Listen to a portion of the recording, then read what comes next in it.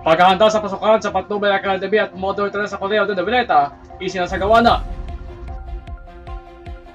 Rene Co, itinalagang spokesperson ng House Prosecution Team sa impeachment kay Sara Duterte. At sa showbiz, JKT48 member Chelsea Davina, tinotoo na ang paglisan. Alia Amanda, susunod na. Magandang gabi po, narito po ang Balitaan Plus Prime Time. Ito po ang nilingkod, Arkin Juan David Cabayao.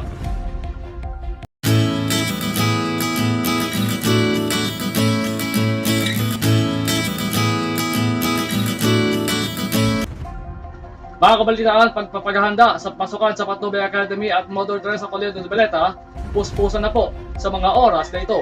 Nadatnan ng Balitaan Plus ng ang mga ginagawang pagsasaayos sa paaralang Patnubay Academy at Mother Teresa Coleo de Noveleta kaninang umaga, kahabang nagaganap pa rin ang pagpaparehistro o enrollment. Sa social hall ng paaralan, itatayo na rin ang mga bagong silid-aralan na target na matapos bago ang simula ng pasukan. Sabay sa ilang mga pampublikong paaralan sa bansa, sa Hunyo 8 na rin ang magsisimula ang pasok sa dalawang paaralan. Samantala, Rene Co, itinalagang spokesperson ng House Prosecution Team sa impeachment kay Sara Duterte. Itinalaga si Kabataan Representative Rene Co bilang isa sa mga tagapagsalita ng House Prosecution Panel para sa impeachment trial ni Vice President Sara Duterte. Ayon kay Co, dadalhin umano niya ang panawagan ng kabataan para sa hustisya kaugnay ng mga alegasyong kinaharap ng Vice Presidente.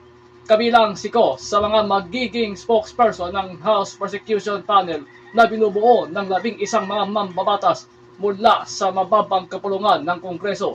Kasama sa prosecution team sina Gilbert Luistro, Terry Ridon, Ramon Gutierrez, Maria Zamora, Lawrence Defensor, Jel Diokno, Daily de Lima, Kaka Bag-aw, Jonathan Torres, Lorenzo An at Joel Jua. Samantala sa showbiz, JKT48 member Chelsea Davina, tinotoo na ang paglisan. Alia Amanda, susunod na rin. Huling pagtatanghal na ng miyembro ng Indonesian girl group ng JKT48 na si Chelsea Davina Norman ang gagawin sa JKT48 Theater sa Jakarta, Indonesia sa Mayo 30. Ayon sa girl group, ang pag-anunsyo ni Davina na pag-graduate sa grupo nitong Biyernes Santo, Abril 3, hindi pa rin muna siya lumisan sa grupo dahil sa naging bahagi ito ng JKT48 Team Dream. Maraming fans ng natulang grupo na naman ang nadismaya. Bukod kay Chelsea Davina, kamakailan ay nag-anunsyo rin kamakailan si Caterina Valencia Corneawan. Nitong isang araw lamang, sumunod na rin inanunsyo ng isa pang miyembro ng JKT48, si Alia Amanda Patiha, ang paglisan sa grupo. At yan po ang kabuuan ng mga balitang higit pa sa katotohanan, patas na nagbabalita sa paaralan. Para sa iba pang mga balita, mangyaring bumisita sa balitaanplus.ph.facestrikingly.com o mag-email sa officialbalitaanplus@gmail.com. Ito po ang hinilingkod, Arkin Juan David Cabayao, nagulat para sa Balitaan Plus. Maraming salamat po at mabuhay ang Pilipinas at ang mag-aaral.